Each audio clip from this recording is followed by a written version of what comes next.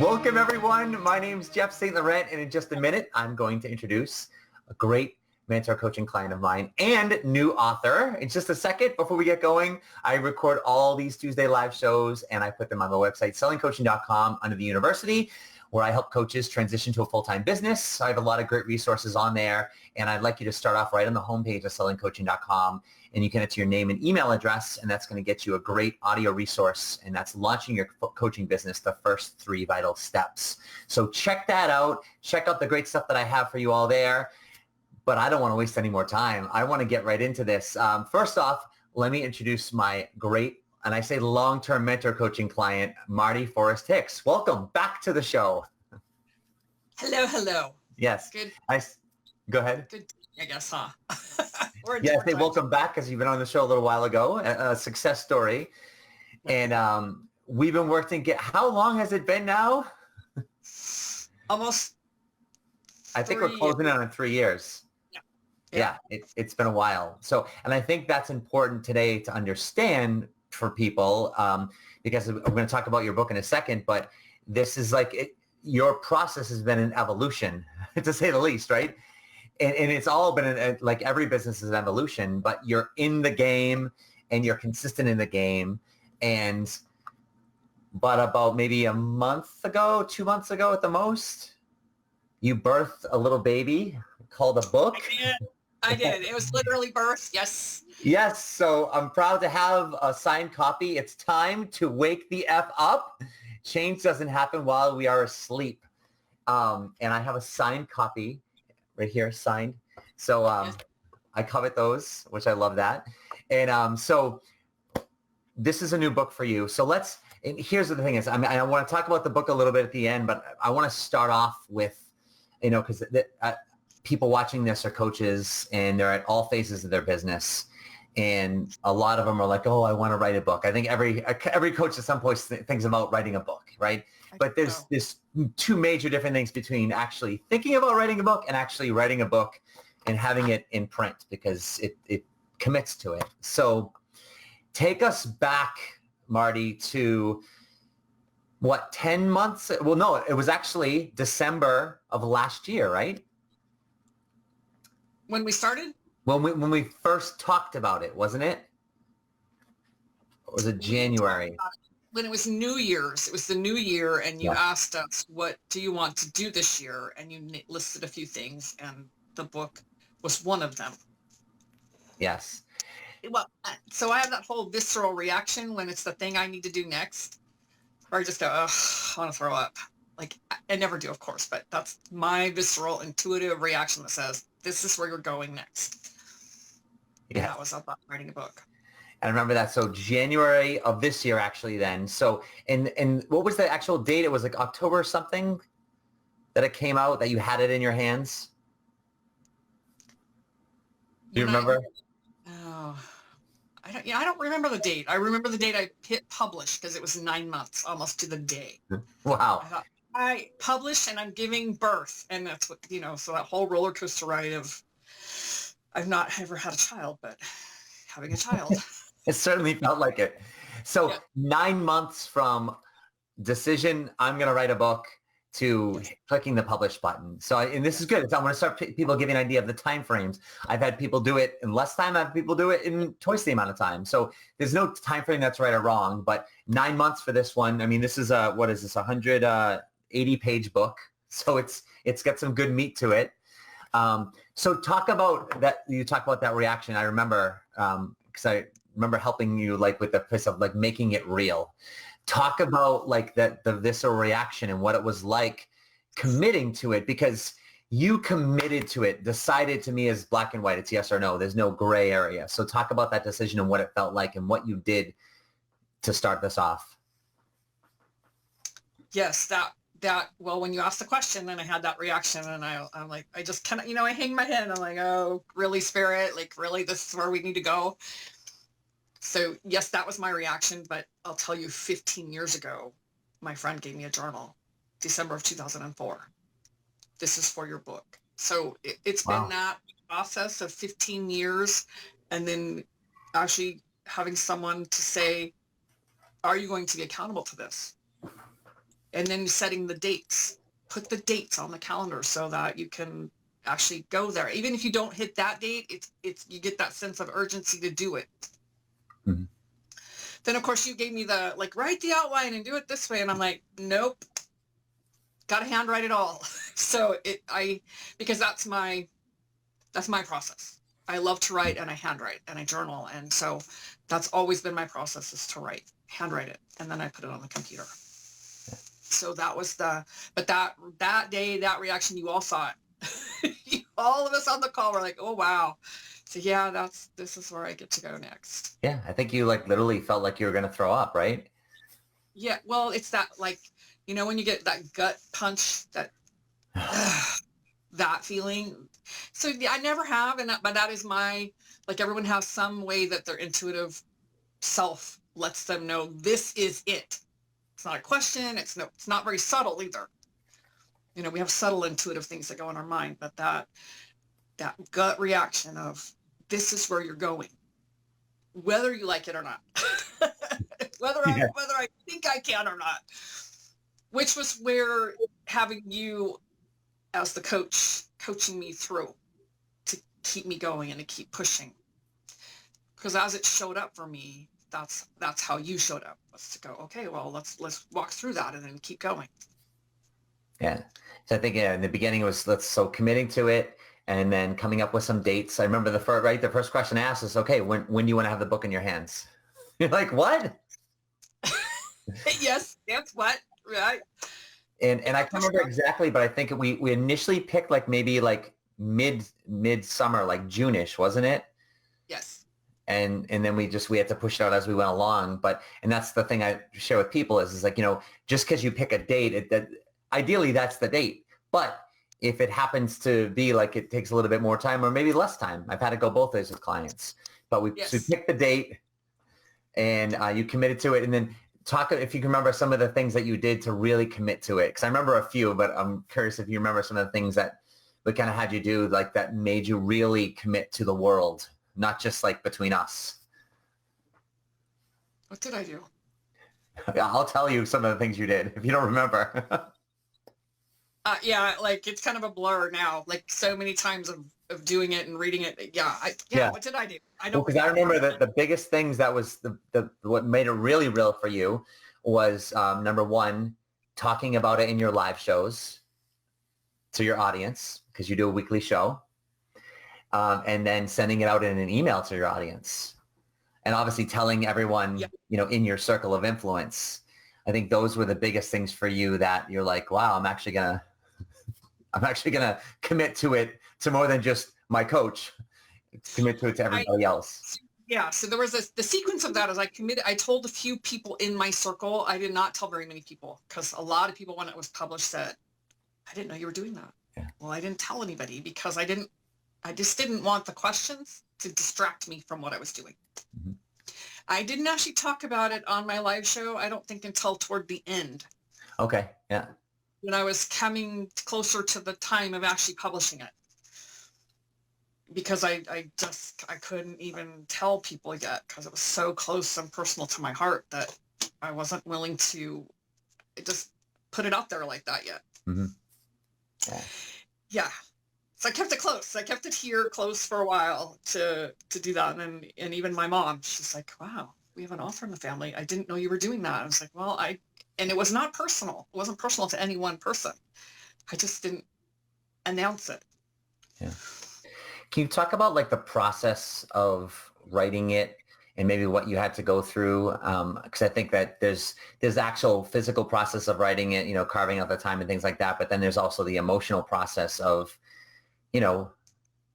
thinking that you can do this and overcoming any blocks or those little things we tell ourselves that I can't do this, or who am I to be writing a book? Qualified. Yeah. What makes me like, who's going to want to read what I have to say?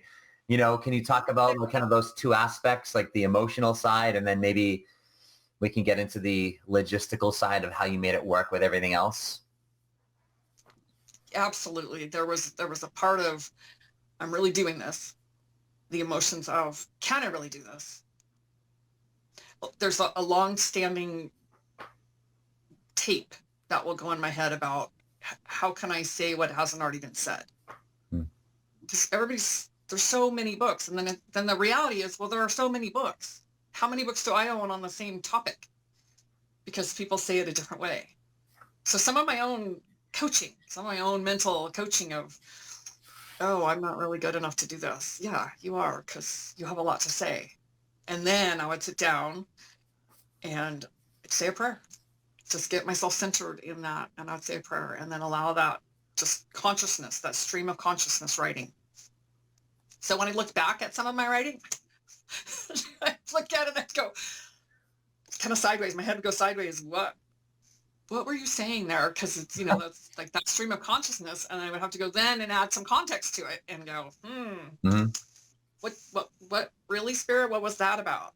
And so there was a lot of, there was a lot of stop and start, I think, to it, because I'm really putting this on paper, and the writing was not the hard part. That was not the hardest part for me, because I like to write. So that became pretty easy. So that's what I tell somebody. If you want to write a book and you don't know where to begin, just begin. You can brainstorm a bunch of ideas, or you can sit down and say a prayer and ask the universe to help you, and then just write, because it'll all come together.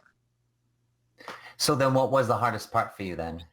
The hardest part was actually the actual formatting, and that, because me and technology are, I write, I handwrite, and I coach, and I do other things that are tangible, hands-on, but me and the computer, I'm learning. I got lots and lots of learning. Yeah.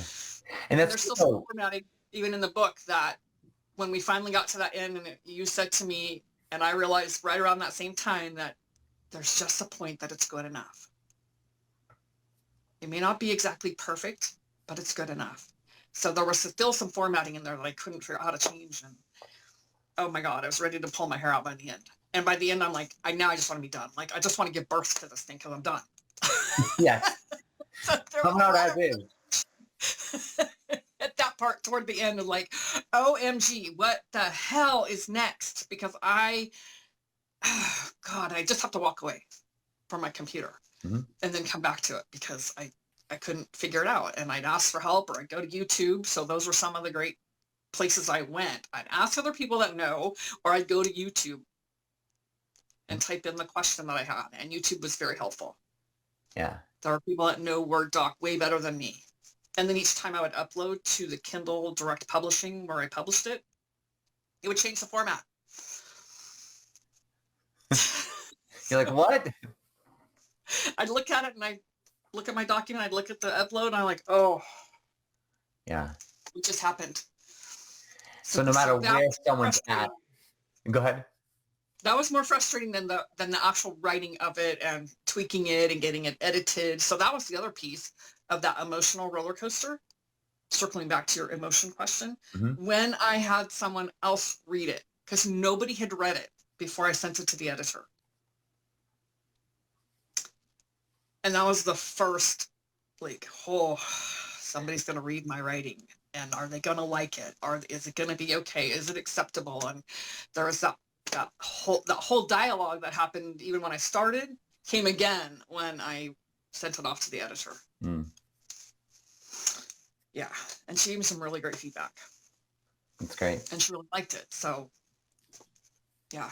I think that's one of the most challenging aspects of publishing a book is, we have our thoughts in our mind, just like anything as we do as a coach, right? Publishing a video online, writing a post online, it's a small version of doing this, right? But when we put something out there, our thoughts, in black and white, where you can't change it, for the world to read and judge, because that's what they do. It's scary. Yes. Yeah. Yeah. Yes, it can. And what I like about it is someone who admittedly says, you're not the tech savvy person. It's like you said, you literally hand wrote your book and then transferred it over to the computer, like from your notes. So, I mean, that in of itself took a lot of time, and you figured that aspect out. So no matter where someone's at, like it's possible. It's just coming down to knowing that they want to do it, committing to do it, coming up with a time frame and a plan, and then executing on it, because it wasn't easy along the way. And you start to highlight some of that. And unless you're disciplined to do all that on your own, I wouldn't, on my own, I'm not going to do that. So what got you through to actually finishing it? Being accountable. Absolutely. Being accountable. Coming to the call every week with you and going, okay, this is where I'm at, or this is what I've done, or this is what I haven't done. But no matter how many detours I took, I still stayed on some track to go forward. And there were times that you lovingly said, okay, let me hug you while kicking the butt. Right. To keep going, because there's not an option to stop. So once you remove that option to stop and you make the commitment, then you just do that. But being accountable to someone else, I think that's the biggest difference. Someone who cares enough will hold me to my best. And just see it happen that way. That's a good way of putting it. So you wrote the book, you transferred it over. Talk briefly about some of the logistics, like how did you publish it? Some of the bullet points of what you found that you needed to, people like, oh my God, well, who do I publish it with? And things like that. Like, what direction did you go down there so people can understand that aspect? I'm an Amazon fan, so I went through Kindle Direct Publishing because I love Amazon. So, of course, since then, there are many, many other companies out there that do self-publishing. Through Amazon, doing Kindle, doing a book, there's no charge for any of it unless I pay for books. And I think that's my favorite part. It's like, it was easy for all intents and purposes. In my frustration, it was easy. And I don't have to pay for anything unless I order it. I can sell everything through Amazon and just get a royalty check from them, or whatever you call that, commission check, whatever they call that. Mm-hmm. But the only money out of my pocket was when I ordered the book. And they walk you through it. They have all kinds of programs and all kinds of how-to and videos. And of course, I found a lot of that after all my frustration. So that's what I would let somebody know now. That's all there. You just have to search for it. I get in my own way with my frustration. And I miss things that are right in front of my face because I already have that belief that it's frustrating to me. Right. So that's something for me to just shift and change and know where I need to ask for help. Absolutely. So that was with the publishing aspect of it. And then there's finding the editor, getting the cover art as well. Talk about those briefly. Yes. So the editor was through Upwork. I had a friend who had published her own book and she gave me a name. I couldn't find her, but I went to Upwork, which is a freelance site. And I just typed in what I was looking for and the kind of person I was looking for to edit my book. Because I wanted someone aligned with what I do, not just someone who's pretty linear or whatever. I just need them to be aligned. And then 4 people immediately replied, and I just picked one of the 4, and then more kept coming in. I thought, oh gosh, I'm going to now get confused. Let me just go with my heart, pick the one. And I sent her a piece of the work, I think the forward, and she read it and gave me a quote. So that part was pretty simple, finding the person that's right for you. Mm-hmm. Can search and look for a person to hire. I found it easier to put in what I was looking for and then have them come to me with a bid. That's great. What's the editing part? The cover, where did Pixabay? I would type in different titles.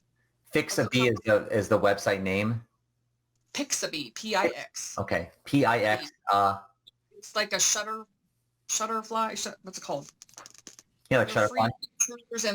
And they tell you straight up if you can use it for anything, or if it's patented where you have to pay for it or whatever. So okay.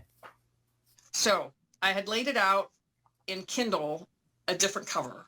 When I laid it out on the book, this book, to cover the whole book, it was different. It laid out different. So then I went back to the drawing board to find another picture. And then when I saw just the sunrise and the arrows, like, here's your direction. Yeah. Here's the sunrise, waking up. You're waking up, shining light into the unconscious part of us. So when I saw it, that's when I was like, that's it. That's the one. And it just laid out across the whole cover. There are different formats through Kindle Direct. There's different ways you can lay out the cover. So I had to find the picture that fit the one I wanted to lay it out on. Mm-hmm. Of course, let me put a plug in for you, because Jeff's idea was in the cover to put the bubble. Oh, yeah. I couldn't lay it out here on the cover, but the bubble here, the text bubble, because so many of us are familiar with texting and WTF, and so I still got to do that on the inside and give you a little honor there. Yeah. Yeah. So the cool part is that and here's what I'm hearing along the way, right? It's a series of decisions along the way, right? Starting with the decision to write the book, all the way through, like you said, there's a lot of options for different publishing. There's a lot of options for covers, and then, editors, and those are the main components of the book. But it's deciding, okay, I'm going to write the book. What am I going to do it for? All right, who's going to be my editor? Who's going to be my cover designer? What is the cover design? What is the title? Right? Because I remember we had little sessions with the group each week, and it was just like at every different phase, there's decisions you need to make. And you can't move on until you make those little decisions. And in some instances, there's going to be a lot of different, like you said, with the editors, a bunch of people, came at you, but you just had to okay, I'm going to start with these. I'm going to let my heart speak to me, and then I'm going to go with it. That's the only way you were to be able to get through it. Yes. Yeah. Once I got to the Kindle publishing, I couldn't publish it without a title. And that's where we all got together and honed in on the title. Yeah. And there was something else I was going to add to that. When you were talking about the committing to writing, because I know there are many people who have a book inside of them. It's just waiting to come out, and we get scared. I had a whole lot of story about putting it out there and being seen and heard and in black and white. Mm. Pick a topic. That's what I would tell somebody. Pick your topic. You already know what you want to write. Exactly. Inside of you. Now it's about having it come out and be in manifest. Yeah. It's huge. So yes. And every time I say I've published, or my husband, because if I won't say it, he'll go tell everybody, she's an author, she's published a book. And in any networking event, any place that I'm at, and I say that I've published a book, people clap. And I think, what? Why? I'm okay with the clapping. I'm happy with that. But I wonder why that's such a big deal. And my husband said, because most people want to write something and they won't do it. Yeah. And then actually publish it. So, yeah. Huge. So,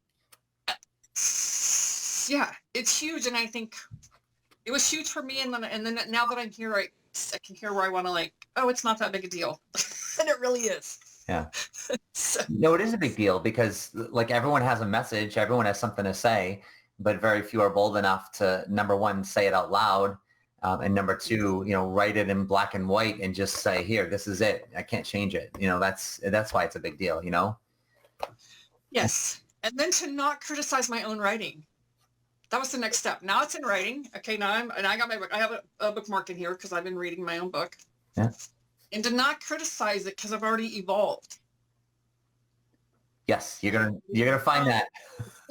So to not go back and criticize my own book, to read it for what it is and where I was at, and not pick it apart. So just for what it's worth, that's a good sign that you've evolved. My book's now 10 years old, and I'll read through it. I'm like, oh my God. And it's still really good, but I've evolved since then. And you're exactly right. Yeah. And it's incredibly valuable still. And there's still people that are going to need to read what you wrote. Mm-hmm. Yeah. I was reading Wayne Dyer has a new book. He died. Wayne Dyer died. And he's someone that is in my genre. He handwrote all of his books. I'm like, yes. So he did the same way. I'm like, oh, I'm just following someone along the mentor path. It's not just me. He handwrote it all and then would do the same thing and put it on the computer. Yeah. Talk about now that you've launched the book. I mean, we've only been, like I said, a month or so. you've had a couple launch parties, but talk about like what you've seen in terms of how this is going to start to really propel your business forward.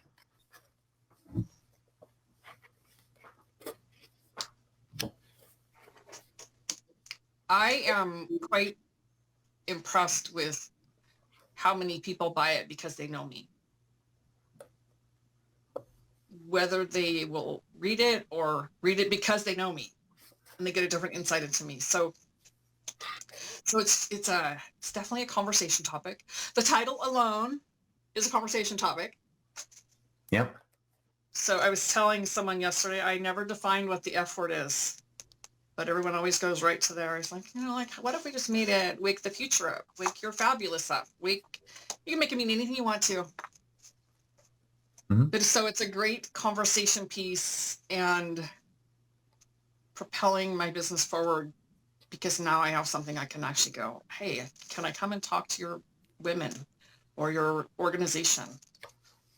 And it places me in a position of, in somebody's mind, that I'm an expert. That's it, isn't it? I think, really, I'm an expert? And I absolutely am an expert.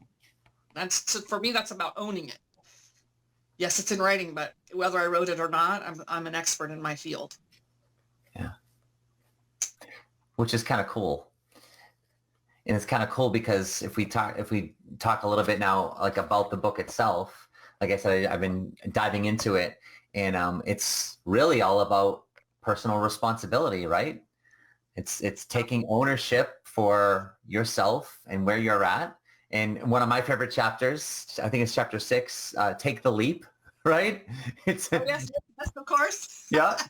Leap, yep. And but yeah, it's about taking responsibility and taking ownership of where you're at, and then doing something about it. Like if I can summarize my general impressions of it so far, yes. Tell in your words, what would you describe the book? Because obviously it's time to wake the F up. Change doesn't happen while we're sleeping or while we're asleep. But tell us, what was your intention with the book and your main message with it? It is about waking up, because so many of us walk around in denial and avoiding responsibility and like this blinders, like we don't want to look, mm-hmm. and we don't want to be responsible for our behavior or our ineffective way of being in relationships. The primary one is with ourselves. So when someone says, what's your book about? And I say, it's about healing the wounds that hold you hostage to the past so that you can shine as brightly as possible in the world. It's about uncovering, and it's about healing and uncovering those gems that we all possess, because we're here to help each other. And when we do that and we shine and we glow and we walk around the world sprinkling our fairy dust around, whatever you want to call it, we give other people permission. We give others permission to do the same. The more authentic, the more responsible, the more accountable, we give other people permission, or not. If they don't want to be, they'll just kind of go. We grow together or we grow separately. And sometimes we resonate at the same place, and sometimes we're like this. And usually when we're like this, we just we may come in and out of each other's lives. But so yeah, and when we do that, it's for a long time I did what we call a spiritual bypass. Let me just go do the spiritual part over here. Then I don't have to deal with my human emotional part over here. That never worked. It's all the same. And I really came back to myself to embrace being human and what that looks like in all of its facets. So that's really the encompassing part of the book. Like, it's about being fully human, embracing all of it and all that it entails in the shadow side and the light side, and then marrying those. It doesn't have to be difficult. Like, that's the piece that we miss. We get scared. People that don't want to do it, don't want to look, we get scared. So we think it's easier to not look because that's unknown over there. Well, it doesn't have to be that hard. Our fear makes it hard, and then we get in our own way. We can just simply look, acknowledge. That really blows the energy out of it right there and allows some healing to happen. And every time we heal, even if we don't feel like it or doesn't look pretty, every time we heal another piece or we let go of another piece, we're anchoring into that love vibration and that high, bright light that we all carry. Pretty cool. I'm passionate about that. Yes. Yeah. What was cool is like you just took off, you know, and God, great stuff. So if people want to get a copy of your book, a signed copy of your book, Yes. can we tell them your website and where to go so we can let them do that? Yes. I'm on my phone, so you can type it in. Yeah, I'll put it in here. I have it up here, right? HelloExtraordinaryLife.com. Yes, and there's a place, it's called the book on the tab, or you can do a / buy/the/book, and it'll go right to the page. Oh, okay. Awesome. Is there a tab where I can, once I get there as well, I can click it? It's up on the whatever that, what do you call that? The top line. Navigation bar. Thank you. Yeah. So you just go to the website, HelloExtraordinaryLife.com, click buy the book, and then It says the book up there. the book. Yeah. Yep. And then get a copy that way. Yep. Awesome. And then I sign it and drop it in the mail usually within 24 hours.